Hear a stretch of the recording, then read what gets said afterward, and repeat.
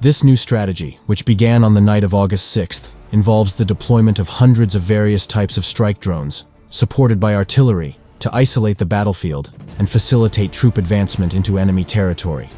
The drone strikes target not only enemy strongholds, armored vehicles, and troop concentrations, but also logistical routes located dozens of kilometers from the front line.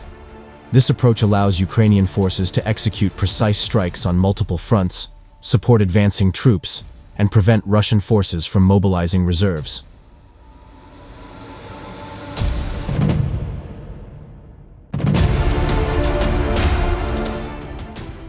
In the first day of operations, numerous videos and photos surfaced online, showing Ukrainian drones destroying Russian fuel tankers, tanks on flatbed trucks, and trucks carrying reinforcements and ammunition. Moreover, with the fluid nature of the front lines, FPV drones pose a significant threat to Russian military aviation. Together with air defense systems, these drones create a containment barrier, limiting Moscow's ability to fully leverage its air superiority. It is noteworthy that a substantial portion of these drones is funded by volunteers and private initiatives. Ukrainian citizens have been raising money for the purchase and production of these drones, highlighting the vital role of civilian support in the country's defense efforts.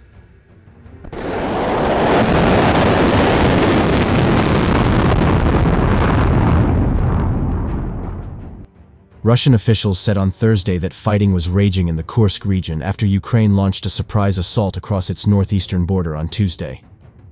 The Russian Defense Ministry said on Thursday that Ukraine was prevented from advancing in the regions around Sudzha and the village of Koronevo. Moscow said its jets had fired on Ukrainian positions on the border using guided aerial bombs, which have wreaked havoc in Ukraine for months. Attempts by individual units to break through deep into the territory in the Kursk direction are being suppressed, the Russian government said.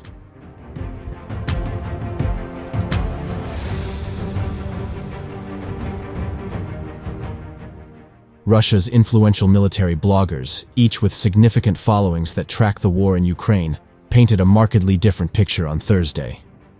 The third day, and the situation has not improved, Russian journalist Alexander Sladkov said. The foe is gaining a foothold, pulling reserves, increasing the presence of equipment in the region, despite the constant strikes of our aviation and drones, one military blogger said.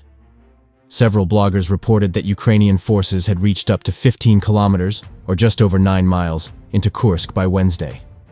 Ukraine had advanced a confirmed 10 kilometers, or just over 6 miles, into Kursk by Wednesday, according to the Institute for the Study of War, ISW, a US-based think tank.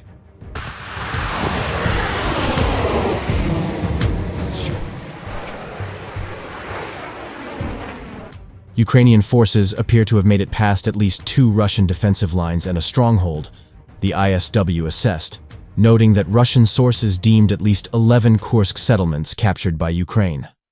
Kiev has been largely silent on operations into Kursk, although Mikhailo Podolyak, an advisor in Ukrainian President Volodymyr Zelensky's office, appeared to suggest that activity in Kursk could be a test of the Russian population's support from the war. Andriy Kovalenko, an official with Ukraine's National Security and Defense Council, said on Tuesday that Russia does not control the border. Alexei Smirnov, the acting governor of the Kursk region, said on Wednesday that a state of emergency was in place, adding that the situation at the border remains complicated.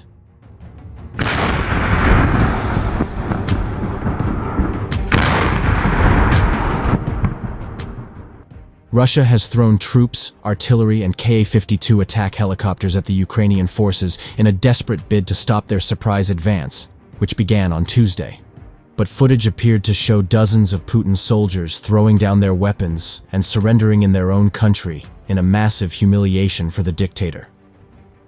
Ukraine has captured as many as 300 Russians, with Kiev's forces penetrating almost 20 miles inside Russia, according to some reports.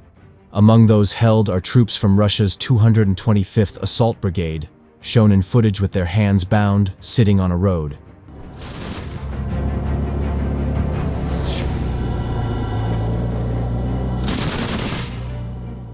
Another clip claims to show captive squaddies walking in a line and escorted by their new Ukrainian guards.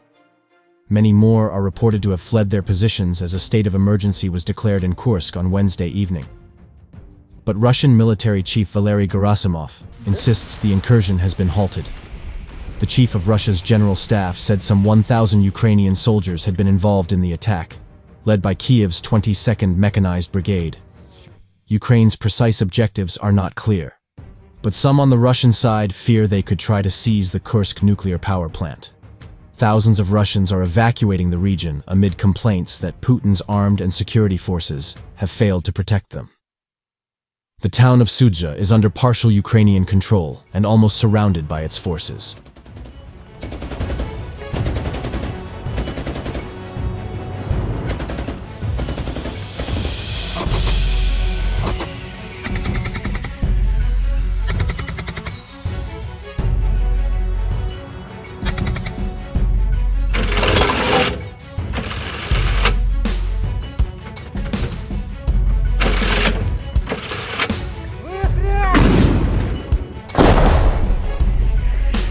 По цели раз по два.